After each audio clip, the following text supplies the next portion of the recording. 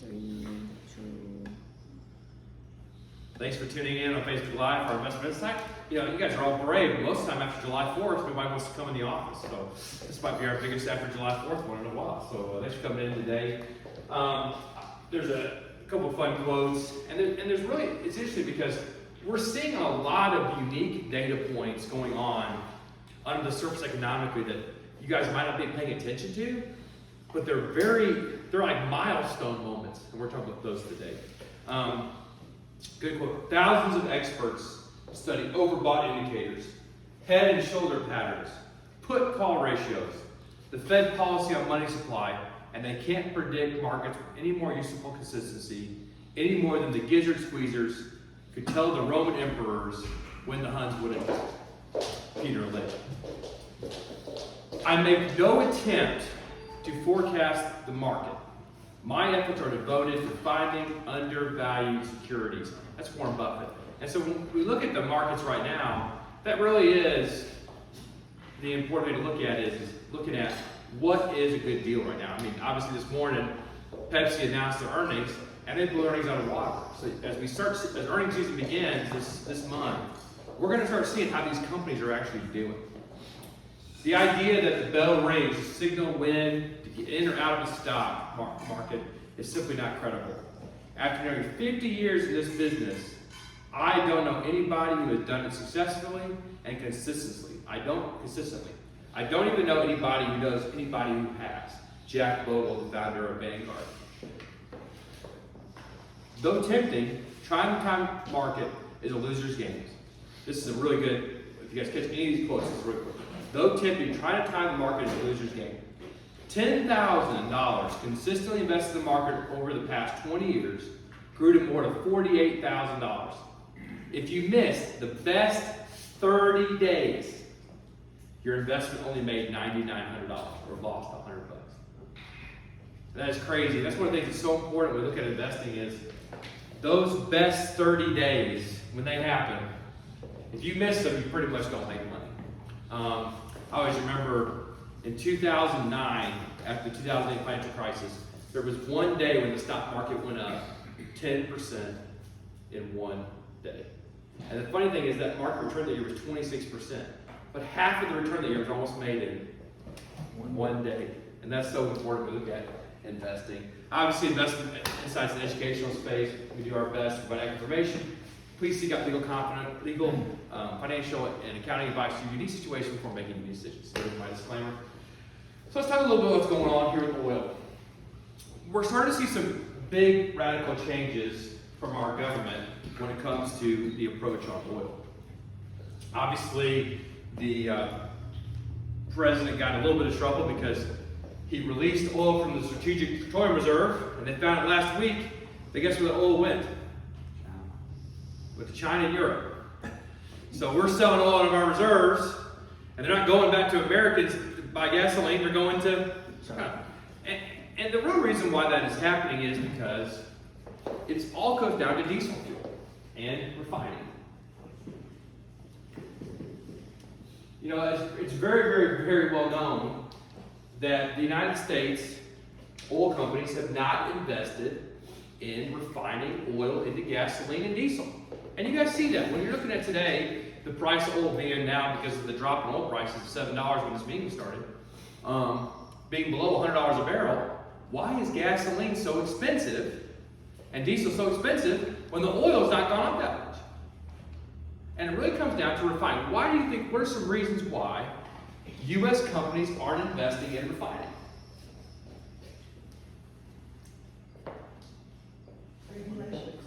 Yeah, regulations, right, are a big thing because, you know, look, we have an EPA, we have environmental review in the United States.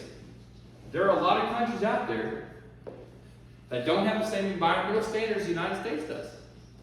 And so it's harder to do business here. Now, I think we should have environmental standards, my personal view, but that's a big deal. It's a big deal when you got regulations on refining. What are some other reasons? Okay, show your hands here. I'm going to give you guys an option. You can put all your money into a refinery today, hoping to get your money back in 30 years. You want to invest all your money in it? Why not? I won't be around 30. You won't be encouraged. Everybody's already going to be dead. This is great news, isn't it? So, long term. Well, the future, right? Because let's be honest. If electric cars and alternative cars become a bigger part of the economy, who wants to invest their money in something that doesn't have a future?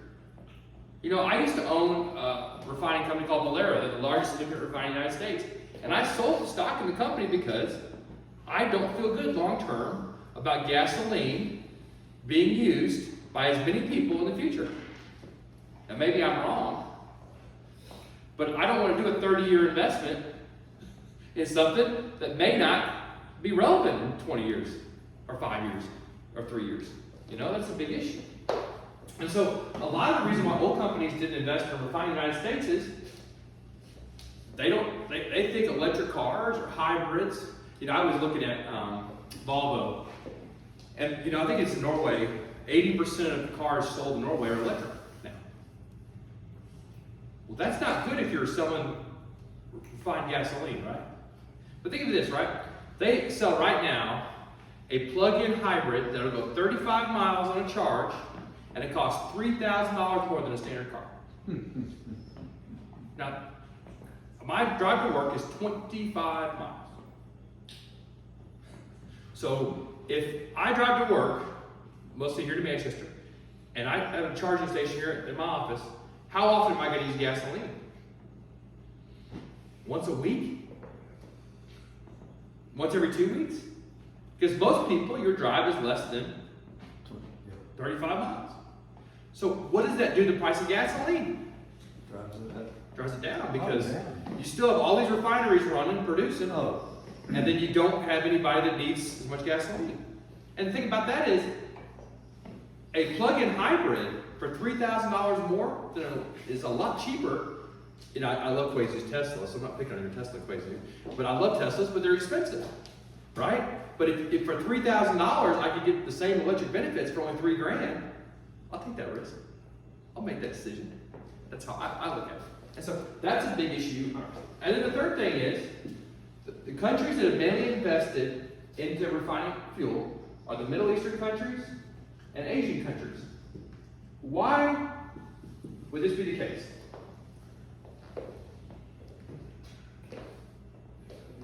Are there a lot more drivers in America today than there was a year ago? Not really. But there's a lot more drivers in China and India than there was a year ago. So it's all about supply and demand, right? If you've got a bunch of people that need it, and most people there's a lot more people in China driving now than there was 20 years ago. I mean, we're talking about off the charts, right? And so that's where all the investment's gone into. Well, one of the things that's happened is, when China closed for COVID, and you can guess why, China turned off their refineries. I found this out about a month ago, which is kind of sad. But China turned off a third to two-thirds of their refineries. Why were they doing that? Well, if you're closed for COVID, right, you don't need gas. Nowhere for it to go. But yet they're still buying oil from Russia and the Middle East. And from us. So you put the squeeze on us? And you store it. So China has been building up their reserve of oil. They've been building up their reserve of food. And they're not refining oil and gasoline. Right? And that's one of the main reasons why gasoline's up so high, is because supply and demand. China is not letting their companies export their diesel, their gasoline to other countries, so they're having to get it from us. And obviously Russia was a major exporter of diesel to Europe, so when they invade Ukraine, they're not selling that diesel to them anymore. You know, just last week, Russia held up Kazakhstan's oil going to Europe, 2 million barrels a day for 30 days. And so that is what's going on here.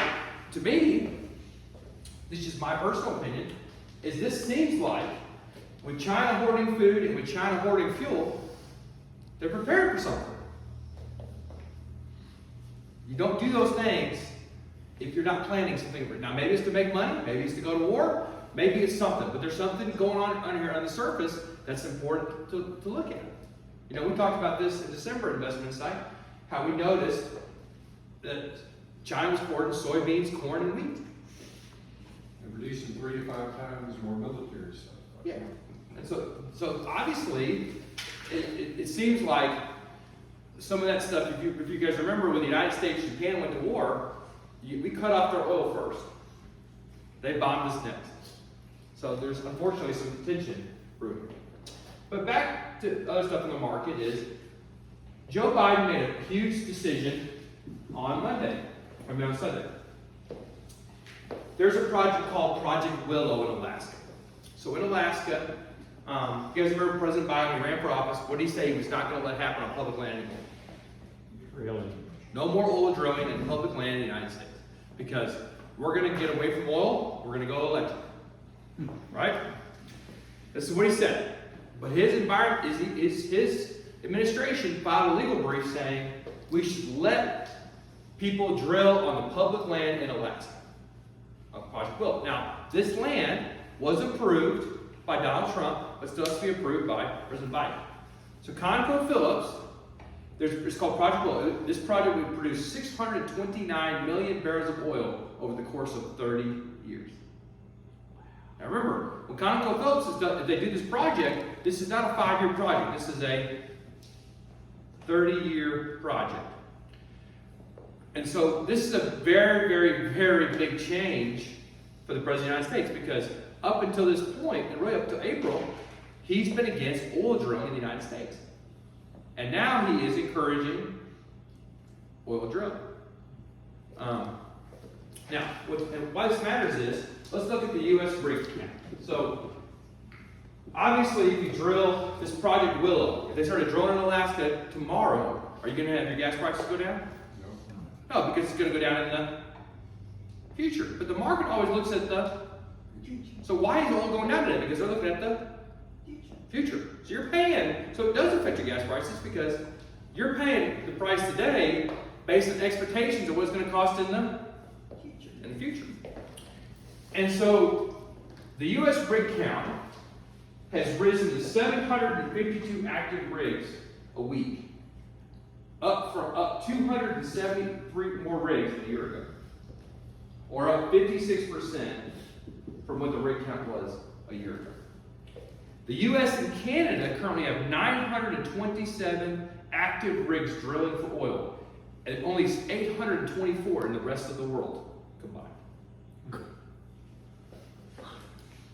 So U.S. oil production has risen to 11.6 million barrels a day from a COVID low of 9.7 million barrels a day. But it's still way down. In November of 2019, before the COVID pandemic, we were drilling 12,966,000 barrels of oil a day. Correct. But what's interesting about it is now they are drilling oil. Because supply and demand, right? Price goes up. So someone thinks, well, I can get rich, I'm going to go start drilling oil. That's how it all works. And so here's a fun fact. I hope you guys knew this. But right now, Colorado and New Mexico produce more oil than Alaska. Colorado and New Mexico produce more than Alaska. In 1988, Alaska produced 25% of our oil demand. They now produce 7% of our oil demand. Except for Alaskan cruises, pretty much nobody goes to Alaska unless you're drilling oil. Those are the two, they have tourism and oil.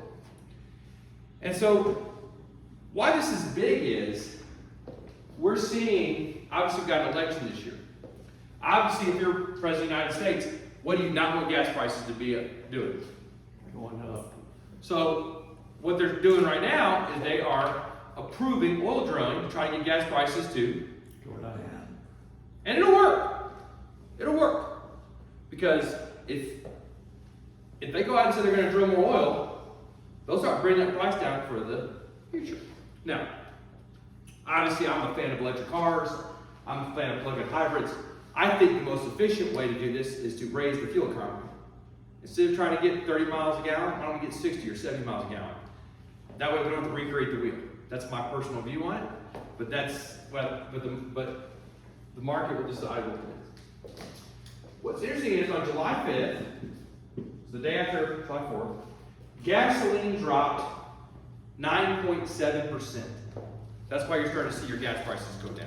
Now what's funny is, in McMinnville it's $3.99. In Manchester it's $4.28. Shovel 402. So obviously, and why is that? Anybody know why? That's that way here in Manchester? I was in McMinnville Interstate. Friday and it was $3.97. If I'm not mistaken, and Bill might know better, but the main gas stations are all owned by one company here in Manchester. We don't have a lot of competition here. We do, and also the interstate, people can get a higher premium because people gotta fill up. And they don't want to drive to McMinnville if you're driving to, Louisville, Kentucky, from Manchester. It's $3.99 in Murfreesboro too. Yeah, so there's something weird going on there. But it's all about supply and demand, right? So we all know that now that China has reopened many of their places from COVID, they've turned their refineries back on. So they're producing diesel and oil and gas again. And so what we're always looking at here is this is a positive thing for markets, right? If gas prices start going down, then what's going to start going down as well? Everything. Everything. Inflation. The number one reason why, as a country, we should want to get, why should we want to get off gasoline? What's the economic reason? Who likes giving money to Putin? That's true. Right? So the issue is because we have to get the energy from somebody else. If we had electric cars with nuclear power plants, do we need anybody else for energy? Do we have enough nuclear power? We don't have enough. No, we do not. And so, but the point is, the number one reason why that if you're a Republican or a Democrat, you should agree on this, is if you're concerned about climate change, you should want nuclear power. Sure. If you're concerned about, my kids having to go fight a war over in the Middle East, I want electric cars. I got 4 boys over there playing basketball. I don't want them shooting people. The best way to not shoot people is the people don't have any money. They don't have guns. They don't shoot back. We don't shoot them. Right? That's the number one thing. So regardless of what your political views are, there is a common ground here. And that's what we're looking at. But the good news is, at least in the short term, is with gas prices going down, and with China turning the refineries back on, and with President Biden going to the Middle East to meet with the King of Saudi Arabia, they're doing all the things they should have done back 6 months ago, except for really working on a long-term solution. They're doing all the short-term things to help. Now, they do it for the right reasons? It doesn't really matter. But the point is because long-term, if they really wanted to get off of oil, they'd be building power plants. If you really want to get off, if you really want to help Ukraine out, if you really want to make the world a better place, you cut off the gas. You cut it all off, and you go something different. Are they doing that? No. So this problem continues to persist, and will continue to persist for longer than it should. Okay. So, but the good news is this is a positive for inflation. Now, this week we're going to get our inflation report. The inflation report is going to show what happened in June. Are gas prices going down in June? No. No. So what's that report going to do? It's going to look real bad. Recession. Not necessarily, but it's saying, and we'll talk about that. That's For 2 quarters. well, the hard part with data is they always revise it, but maybe. And so that is a big question, and you could be right. The market thinks you're right. So that's the big thing. The positive is, with gas prices going down, the price of everything can start dropping too. But mainly, the most important thing for inflation is this word. Diesel. Because even if all of our cars are running electric, they still don't have a very big electric semi-truck. Right. That's a very important thing. But I noticed this morning Walmart ordered 4,000 electric vans to start doing delivery door to door from the Walmart stores. Really? But you think about it, electric makes a ton of sense on short trips. If you can go 50 to 60 miles with electric, that makes a ton of sense. Because most of your trips are less than that. You still get the electricity for something, though. You know. Well, diesel, you got drivers issues too. Yeah. Well, and there's a lot of reasons, a lot of that's regulations. Okay, now here's the really cool thing. This is a moment in time that you guys can remember. So we have what's called the US dollar. Anybody got a dollar bill on? So, we might take it away. But last night, you guys are probably sleeping, about 9 o'clock, I'm looking at the Forex market on the trading futures market, right? Sleeping. Yeah, I know we're going to go to Frank. So last night, the US dollar hit 1.002 per euro. Wow. That is the lowest we have seen the dollar to euro in 22 years. That's a moment in time. I mean, I lived in Europe, and I remember going to Europe. When I lived there, it was $1.25. Yep. I remember I visited back in 2008. I paid $1.70 to exchange the euro. When I went to France and Germany in December, it was about $1.15. It is now, we are almost at parity, where a euro and dollar are worth the same. And this has a huge impact because we have not seen this really since 9/11. Now, obviously, everybody knows why people sold American dollars in 9/11, right? Because everybody was scared that our country wasn't going to make it. We did, but that was a big fear. You guys remember after 9/11, foreign investors sold almost all their stocks in America. They pulled out of the country because they didn't believe in the United States. Americans didn't, but foreigners did. And they also sold American dollars. So that caused the trend, as well as Europe having a little bit better economy in the early 2000s, to where the euro started gaining ground in the United States. That is not true today. Okay? What's interesting is Deutsche Bank. If you ever want to hear a group of people be negative on the United States, nothing is better than looking at the Germans talking about us. I've been doing investments for 16 years professionally for that, and every time I read something from Germany, it's always anti-America. America's going to fall. America's going to do better because they're still mad about World War II. It's my personal viewpoint, but that's just how it is. It's Deutsche Bank. Deutsche Bank thinks, they put an article out yesterday, that the euro is going to fall to 95 cents to 97 cents. Wow. The Germans, not American publication, the Germans. So, what's very interesting is currencies always show the strength of a country. Why is our currency strong?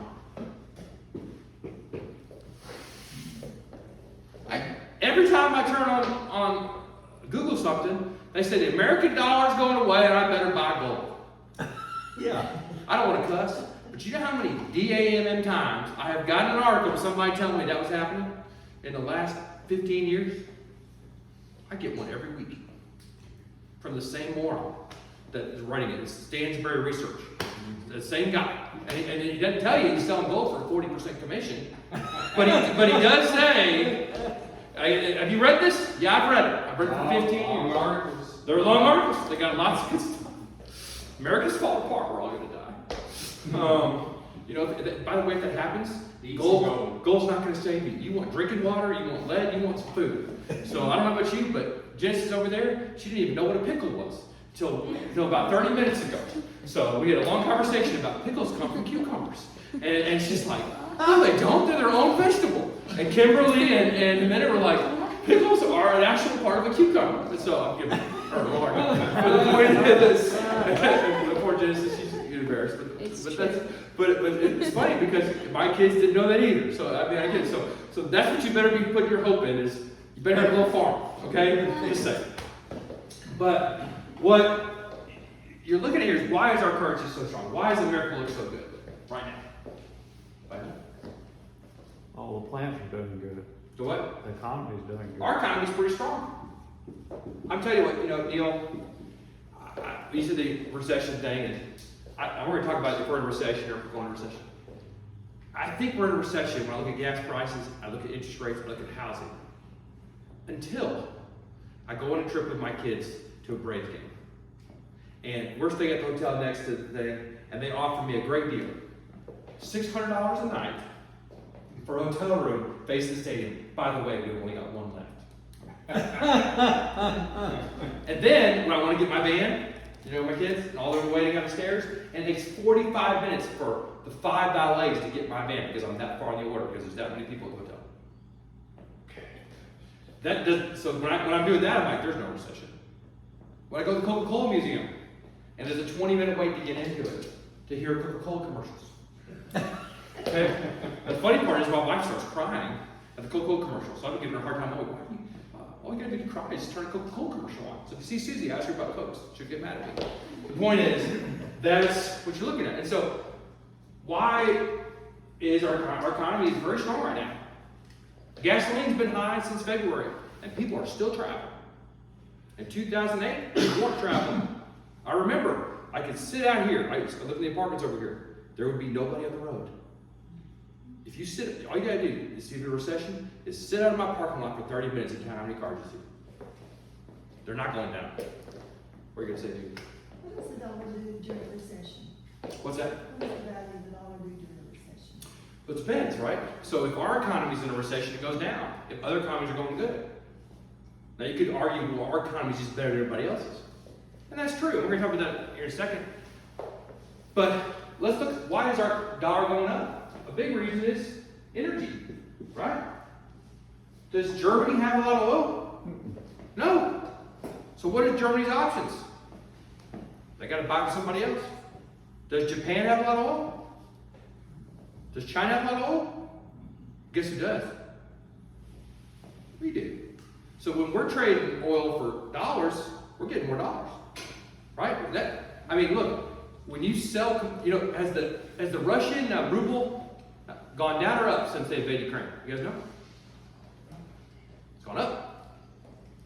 It's actually gone up. I'm going to say Putin's made money on this war. He's making more money today than he made before the war. So why would he stop the war? If you were making more money killing people and you didn't care about it, because obviously he doesn't, you stop the war? There is no incentive for him to stop the war. The only incentive to stop the war is if America started buying electric cars. That's really the only incentive. But we're not doing that. We will eventually. The thing is energy. The third thing is, what's our Federal Reserve doing? They're raising rates or lowering them? Raising. Well, everybody moves, they show up, they think their feet. If you could get 1% more interest at another bank, would you move your money? Yes. That's exactly what people are doing. They're moving their money out of other, Colombia. They elected a communist leader of the country who wants to legalize cocaine. Okay? So what do you think is happening to everybody that has money in that country? They're taking their money out of the country. If you're rich, are you staying in Colombia? You're buying a second house in Miami. Somewhere you can go, right? If it gets bad. So when you take that money out of Colombia and you go to Miami, what happens to that money? Goes to Miami. It's to Miami. That's why it's so dumb when people are like, we don't want Chinese people to buy land in America. Are you guys morons? Of course we do. Let them bring their money here. Because they won't shoot us in a war if they got all their money here. You brought up a good question Yeah. because I was reading in the last 3 days that China's buying a lot of farmland out west. Yep. Millions of acres. They want their own food supply. So what's going to happen? Oh, that's great. What happened to all the McDonald's money that was in McDonald's in Russia? Who has that money now? Does McDonald's still have it? I don't think so. Russia. Russia took it. Yeah, they took it. So if we go to war with China, are we going to take all the land from them? I hope so. Absolutely. So that's the thing that, like, if you guys remember World War II, my grandfather fought in World War II, but our descendants, they went through World War I too. And in World War I, Germany had an empire, Austria was part of that empire, England and France were an empire, and America, we were selling weapons on both sides. right? And so whenever the World War I was over, we let the British and the French decide what happened.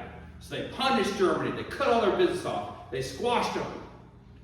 Then the Germans got Hitler, who said, you know what, we are Germans, we're proud people, we're hardworking people, we deserve to do well. And so whenever World War II ended, it wasn't the French and the Germans that wrote the rules, it was the Americans. And we said, you know what we're going to do? We're going to get American companies to build their business. Even during the war was going on, I was talking to the girls. You know, in Russia, the Russians used vodka before they went to war. The Germans actually used meth. If you guys knew that. When we were fighting the Germans, they were on meth. We used Coca-Cola. And so what happened is Coca-Cola was really smart. They went in, and instead of selling all the Cokes to Germany, they built bottling plants behind the army so they could get Cokes to everybody. So when the war was over and all the water was polluted, guess who had Coca-Cola? Everybody. So guess what Coca-Cola is? Coca-Cola, I think I looked at it a while, but back when I looked at it 5 years ago, 81% of Cokes were sold outside the United States. Because of that plant. Whoever was in charge at that point, I can't remember the guy's name, genius. The U.S. military, just give us, make them all in Atlanta and send them to us. No, I want to make them behind the lines. I want to make them right in the lines. Because when the war was over, he knew all that German beer is destroyed, all that water's polluted, but you could have a Coke. And if I go to Mexico, guess what I'm going to drink? A Coke. I'm not drinking the water. I'm just telling you right now. And so, when you look at, that's the big question, Frank, is the idea from World War II was, we'll invest so heavily in Japan, Japan will invest so heavily with us that we'll never go to war again. And that's 100% true. The chances of Japan, the United States going to war again are zero. Whenever, because Bristol is right here. Bristol employs a ton of people. Nissan, yeah. And here's what happens. If Japan goes to war with the United States, what are we going to take from them? Give us the keys. Just like we had to give up the keys to McDonald's. Just like British Petroleum had to give up the key to their oil in Russia. Just like Exxon did too before that. So people say, well, I'm so worried about other countries investing with us. Oh, let them come. Because if it goes bad, we get to keep all the money. It's interesting because we look at it from the standpoint of, I don't like that person who I don't know owning the property next to me. And I get that. But if you think about it, it's missing the point.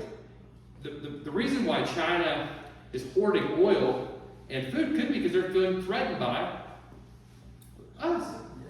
And so if they invest here, we're less likely to kill each other. Because the Chinese government owns most of the businesses in China. So guess who's buying land in America? It's not a company in China, it's the country of China. Yep. And so, does the country of China lose all that money? No one wants to lose money. Now, what you should be more concerned about is they're buying a lot of farmland in Africa. Yeah.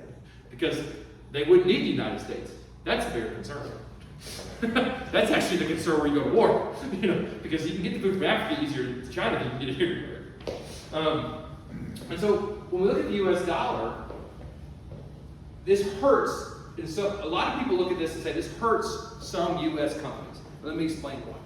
If you're McDonald's, which has a huge global operation, when before a euro was $1.25, and now it's $1, when they bring that money back home, they get 25% more money. But guess what now? Now they're bringing home less money. So all of McDonald's, so like Yum Brands, which owns KFC. You guys know there's more KFCs in China than in America?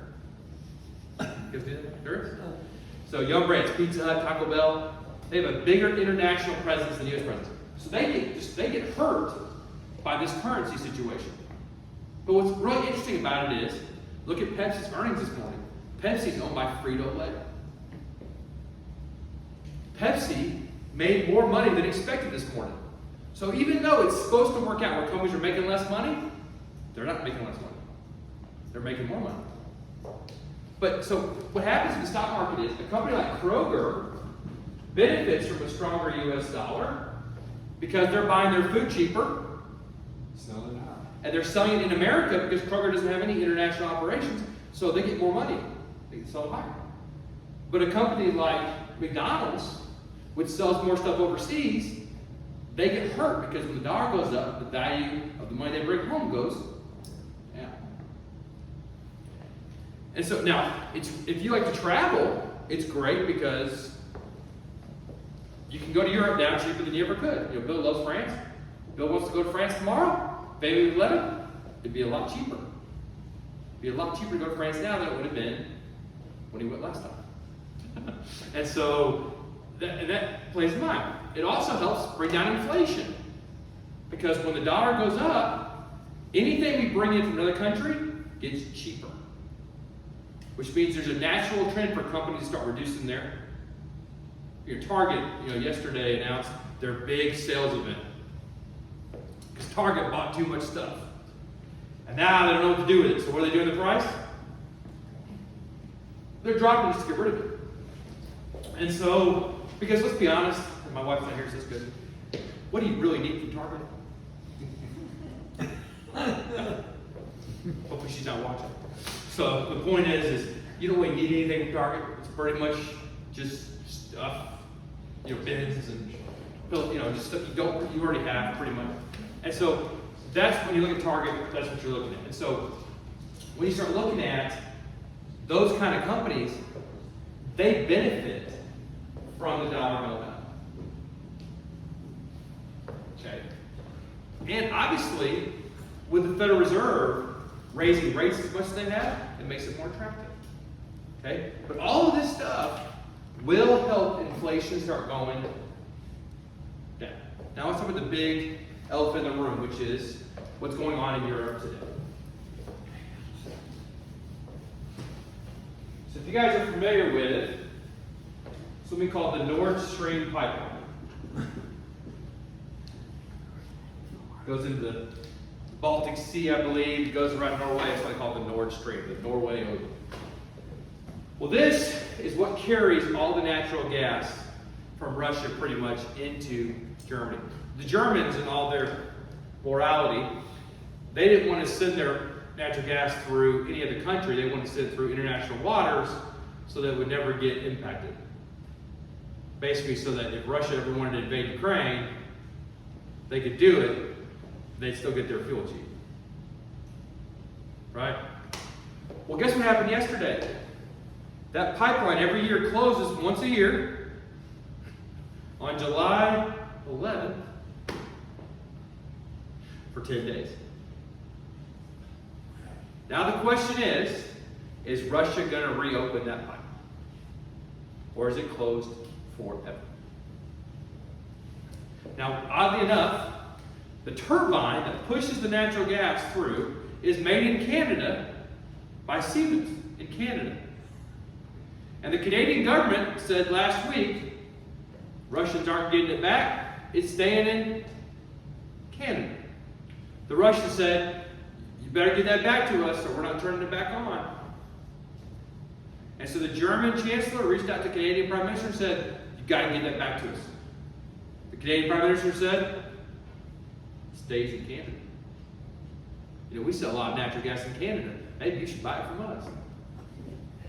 Then the foreign minister of Germany said, we've got to get that pipeline back. So remember, this is the Germans advocating to give stuff to the Russians who they're also selling weapons to. Think about this, how illogical this is, right? And so Canada announced yesterday morning that yes, we're going to get it back to Russia. We're going to give them the pipeline instead of the gas through.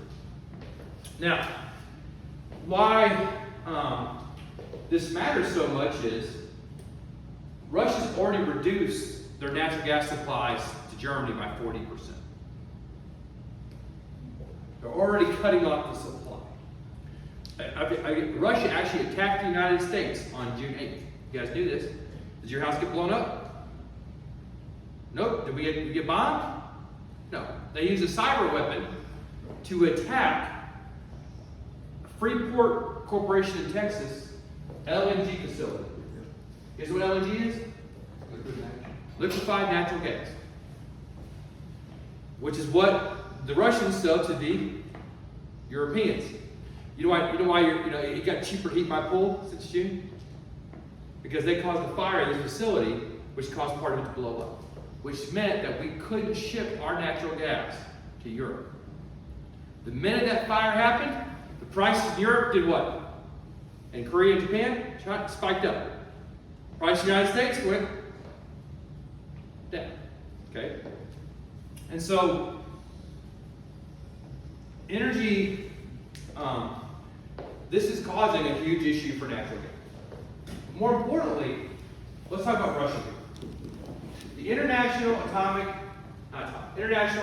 Energy Agency says that Russia is making 50% more money than they were a year ago off their energy. They're making $20 billion a month. So does that give them incentive to stop the war? What's the only way to stop the war? Cut the money off. It's the only solution. And the only solution to that is to increase the supply of natural gas that you can sell to Europe. If that happens, he'll start losing money. He won't be able to afford to roll his tanks. Guess what will happen? He won't do it.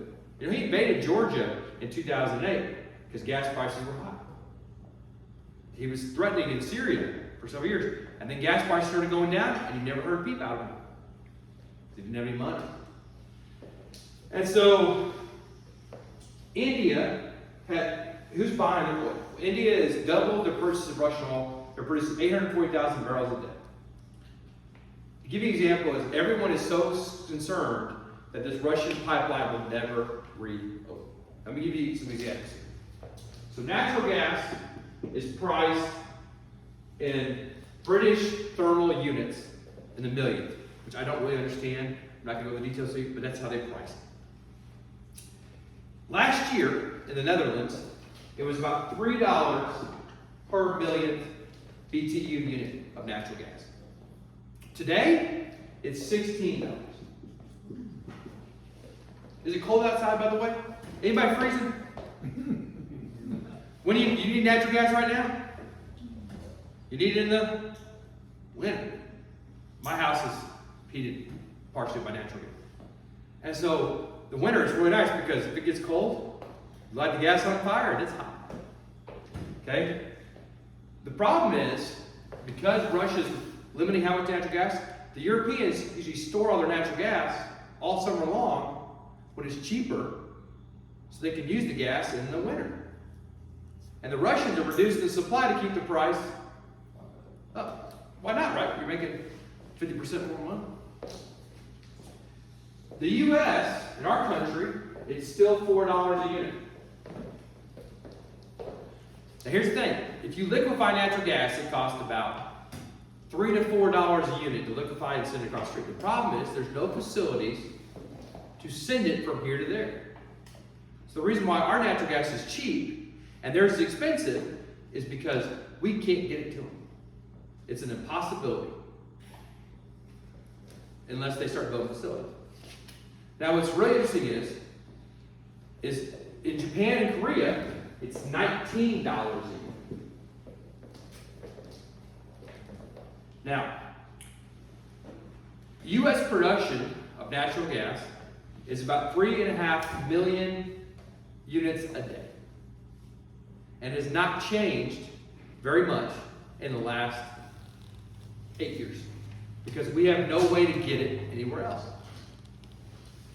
And so there's a huge shortage. But what's really interesting is, for the first time since the war in Ukraine began, the Germans actually did something about it. For the entire time this has been going on, the Germans have been saying, we got to stop the Ukrainians. But secretly, they want their gas just to be $3 a gallon. So they haven't done anything to change the course of events.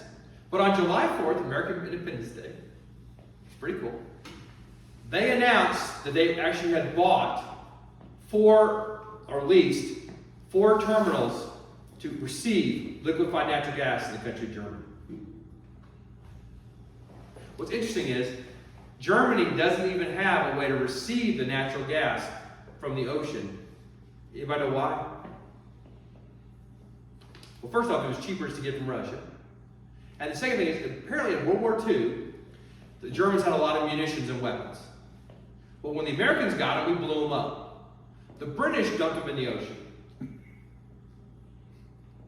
And so right now, around all those harbors are huge weapons dumps from 80 years ago that could explode at any moment. Think about that when you're the next cruise to the Baltic.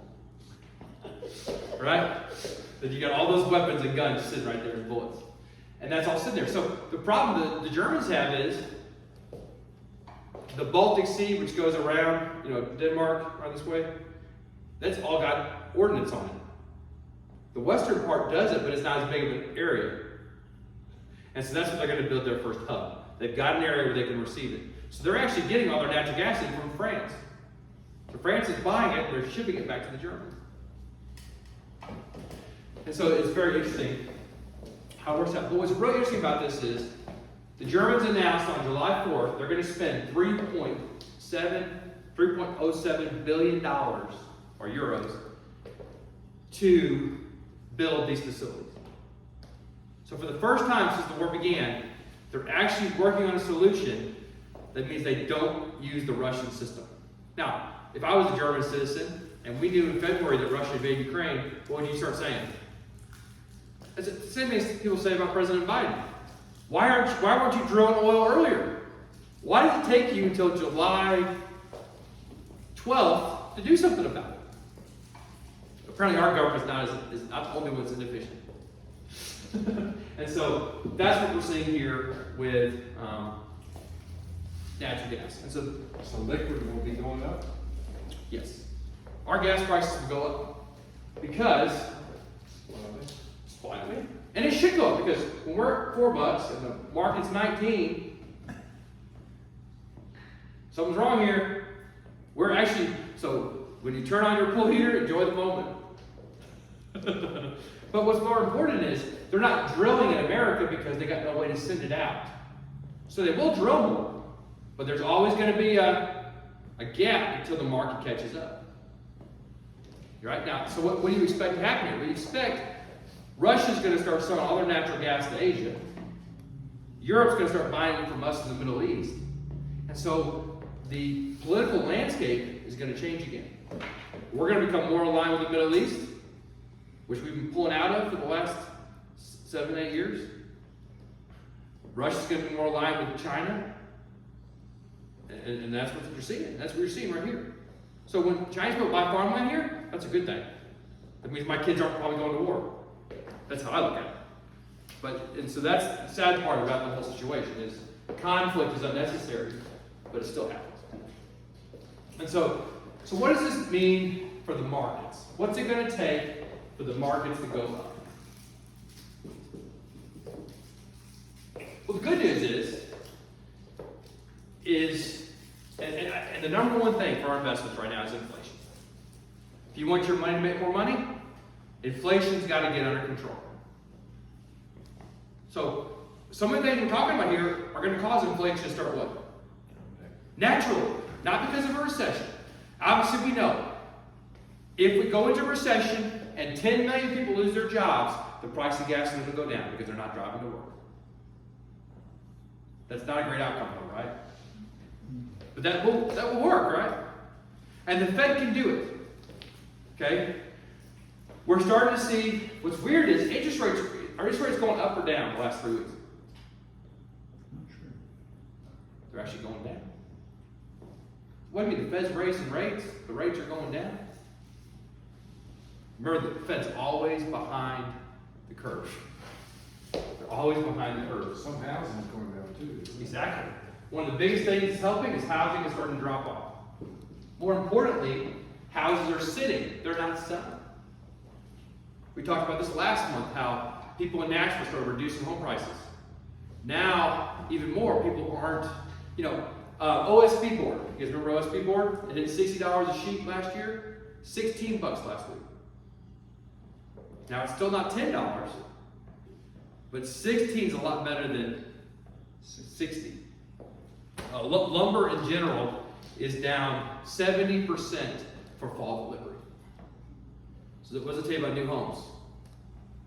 Either the new home building is going down, or the supply is going up. I was talking to a forester last night, and actually the price of raw lumber is starting to go up. So part of it is, remember inflation, a lot of this inflation was caused by the government printing money. You know, and it was really stupid, and we said it was stupid at the time, is if you got a fire, and the fire's going pretty good, you take a thing of lighter fluid and dump it on it? No, because it'll actually hurt your fire. It'll lose its consistent value. That's what we did. Our government went in, we're coming out of the COVID crisis, people were, and you know, if you guys didn't realize this, Americans, when COVID hit, did they spend more money? No. When COVID hit, Americans were scared of a depression, and so what did they start doing? Saving money. So the government was printing money while Americans were paying off debt and giving it to them. Stupid economic policy. Now, some of the economic policy was, like the payment protection plan, it encouraged employers to keep their employees they didn't need. And that actually worked because it was a short-term shot. But think about all these airlines, right? What did they do? They fired all their pilots, they gave them retirement packages, and now guess what we don't have? We don't have pilots anymore. Okay? Stupid business decision, right? Because they thought it was like 2008. It's going to be a recession that lasts 10 years. It was basically a 45-day one. Short, very short. And so when we look at then when President Biden got inaugurated, the first thing he did was he printed a bunch of money. And then people, they didn't save it at that point because they've been stuck at home. What'd they do? Spend it as fast as they can. They're spending $600 a night to barely see a Braves game when they could go to the game and be in the stands for $50 a person. Logic. Right? Doesn't make sense. But the point is, that's how people are spending money. And so now that all that money is not being printed anymore, what's naturally going to happen to inflation? It's gone.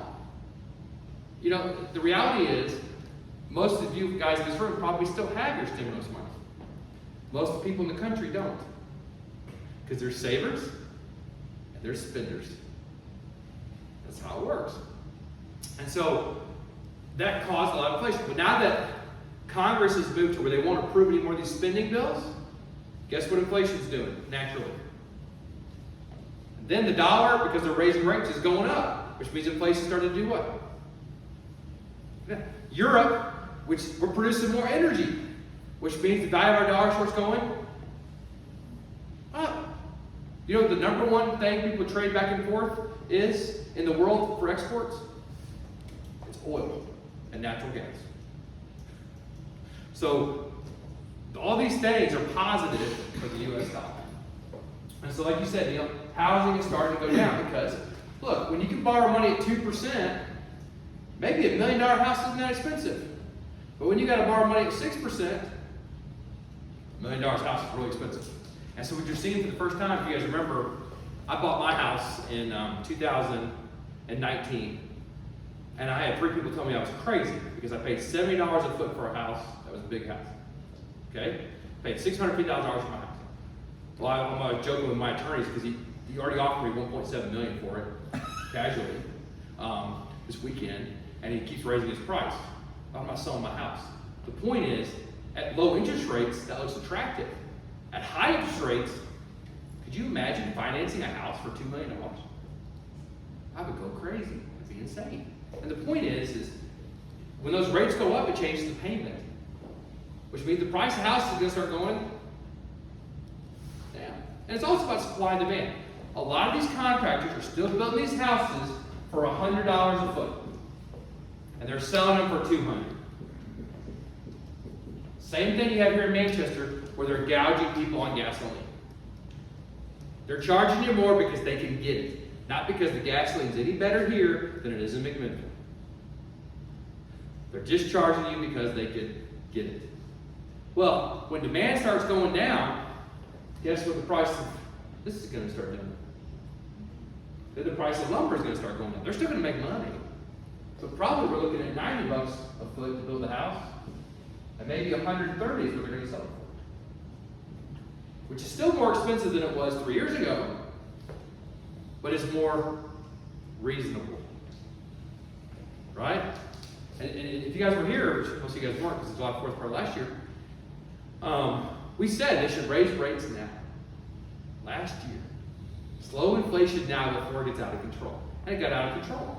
The cool thing though is, housing's going down. China's back working again. You know, a lot of people don't realize it, they should now, that a lot of stuff we use comes from China. So when they're not working because of COVID, we start having shortages. Yeah, it's kind of like this. So like, that's a terrible thing to say. I'm not gonna say that. If you look at shortage, it's all about price and demand. It's like my refrigerator. So I ordered my refrigerator in December. They called us last week, said it's finally in. But they've got so many deliveries, they're not sure when they can get it to us. So here we are in July, and I still don't have my refrigerator. But they were very clear in the first phone call. But if you want to resell it, if you don't need it anymore, because what are they doing? They're selling it for more than we have it sold for. So are they in a hurry to give it to me? No, because they kind of want to make me mad. Because they make me mad, they get $2,000 or $3,000 more for the refrigerator. Right? Because it's all about supply and demand. When there's a shortage, you know, I got my refrigerator working, thankfully. So I'm not in that big a hurry. So I'm just going to wait till it shows up. Right? But if it breaks tomorrow, and you guys see me scrambling, get me my refrigerator, I'll go pick it up. You know, I mean, I'm just telling you, that's what, you know, I get 7 kids on food, we'll be in trouble. It's all about supply. So with China back working again, and with President Xi being king for life in November, they're going to want they're just like the reason why President Biden wants gas to go down. He wants gas to go down because he doesn't want to lose as many seats in Congress.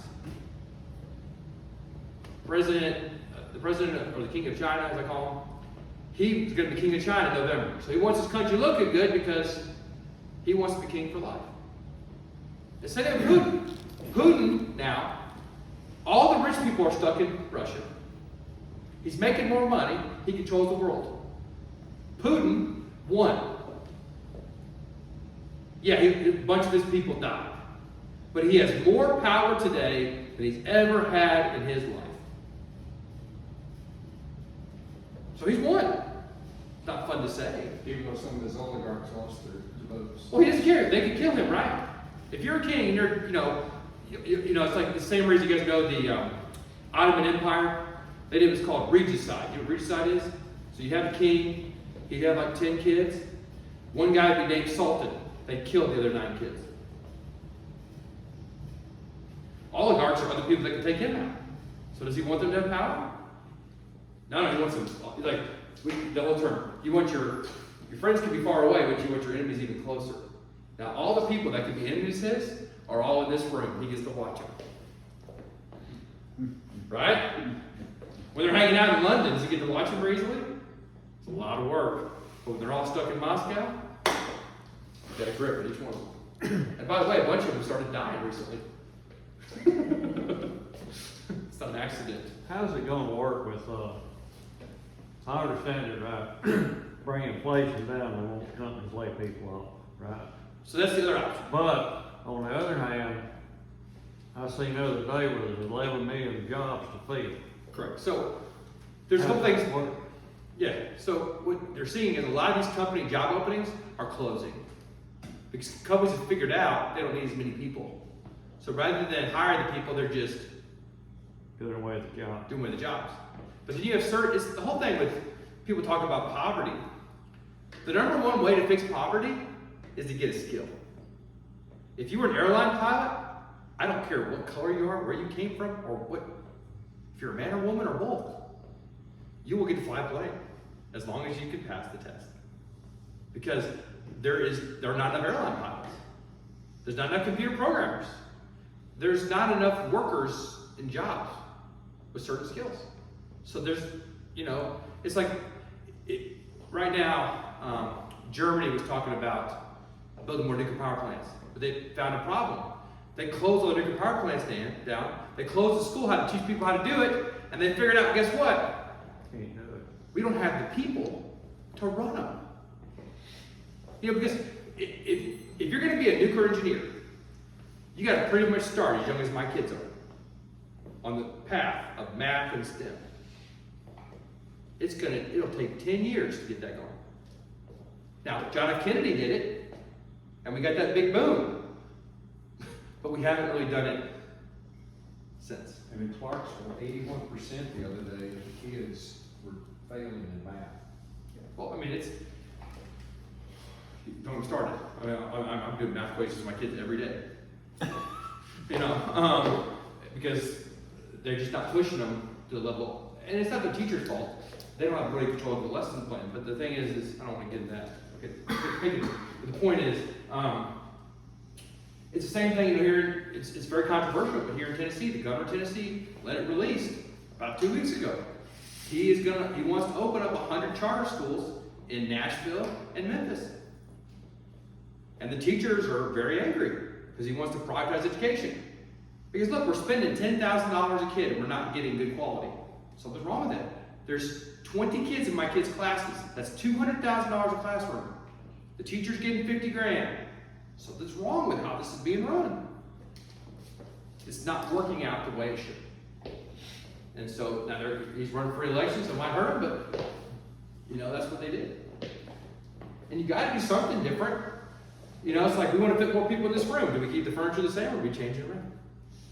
We change it around. It's more comfortable to sit here today because we changed it around. You can't be afraid to change things. This is my opinion. So we look at the market. Let's go make the market up. So power is going down, China's back to working.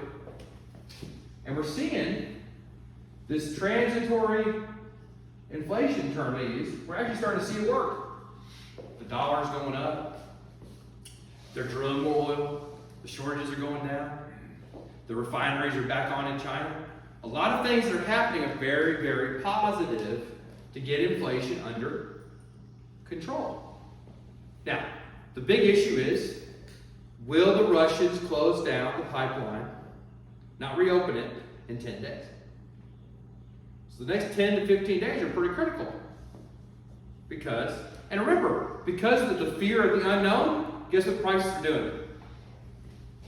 So he's making more money. So what if he opens up a little bit of it? Maybe opens a little more. But he can play the game. Right? But the Germans have finally gotten smart. They're going to try to get away from him. They can't do it by winter. So we're going to be beholden this dude for a while. Right? And so when we look at what's going to take for the market to go up, inflation has got to be over with. Yeah.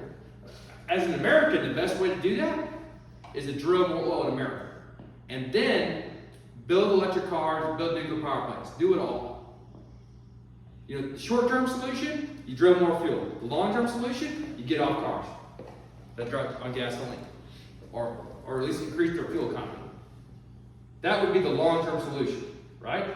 So I do think that the president's right in the sense that long-term it makes sense for us to have electric cars. But you still got to worry about the next 10 years. You got to worry about everything. You got to worry about the whole situation. And so that's wrong. Now, let's say we're in a recession. And I'm telling you, when I'm in this room and I'm by myself and I look at the numbers, I'm like, well, maybe we are in a recession. Then I go outside. And if you go out and you go to a sporting event, you go to anything that's not necessary to live, and people are just out and about. I mean, I guarantee you, if any of you guys were to drive from here to Clarksville right now, you'd be in traffic the entire way. In 2008, I could get from this office to see a customer in Brentwood in an hour flat. I could not do that today, especially at a rush hour. So many people that come from California that are in your way. That's true. So now, from the market standpoint, is if we are in a recession, or let's say the Fed doesn't notice all these positive things happen. Let's say they raise rates too high anyway cause a recession, which is a very real possibility. Probably the greatest threat to the market right now and your investments is the Federal Reserve overreacting. Mainly because they've done it before. They're underreacting, overreacting. If they do that, the market will still go up over time because, look, Pepsi Cola, it made more money today than it did a year ago. They'd like to hire more people. But if they start making less money, what's the first thing they're going to cut? People. They're going to fire people.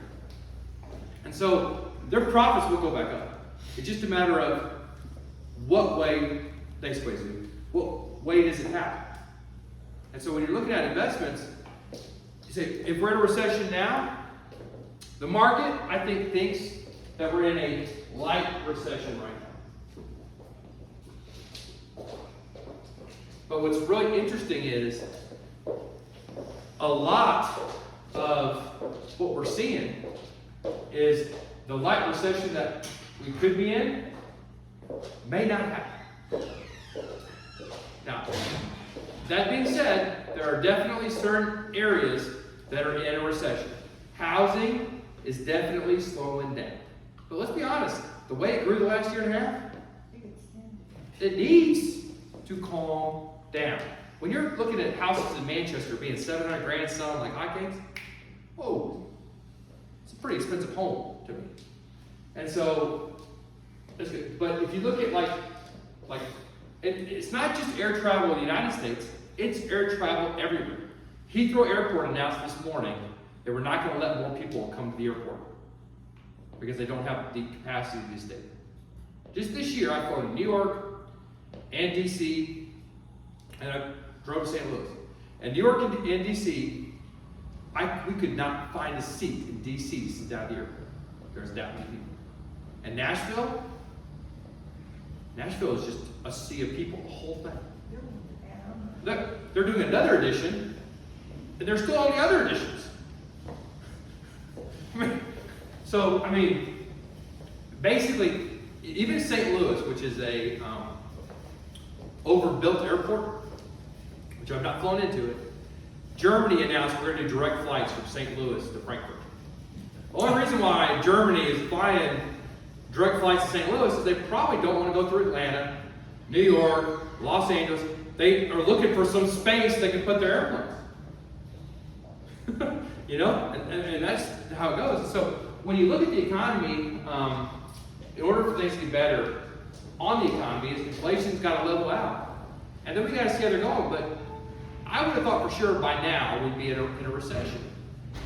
However, when you go out and you see the people out spending money, they're still in a recession. They're not in a recession on spending money. And so that is the question. Now, from a market standpoint, market's all about profit, which I'm going to give you guys this. Sorry, I'm going over. I did hear bond stores are doing record business right now. Yeah, that's good in that.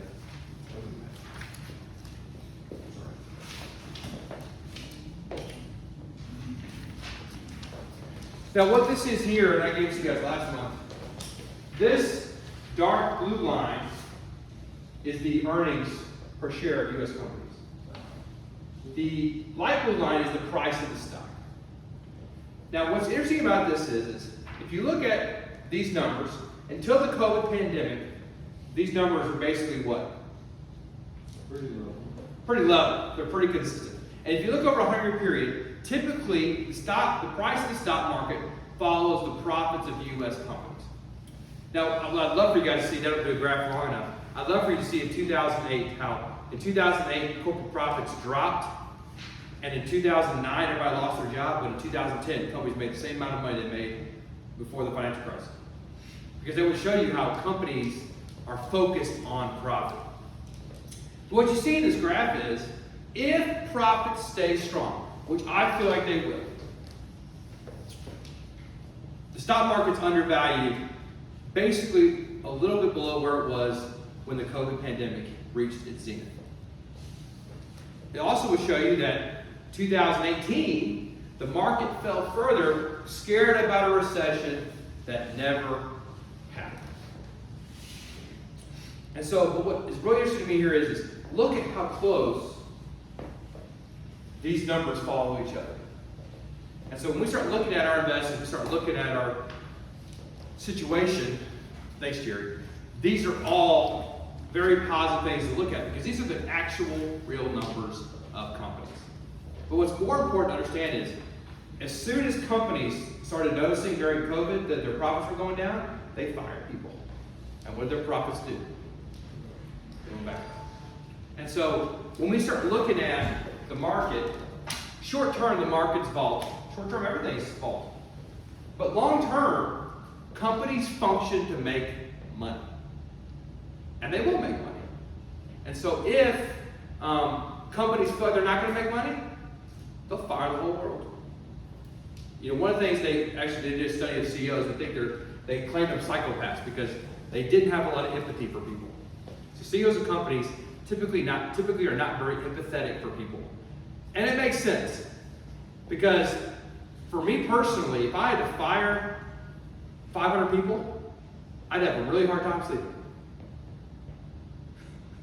But fortunately or unfortunately, the people that run these companies are capable of doing that much easier than I am.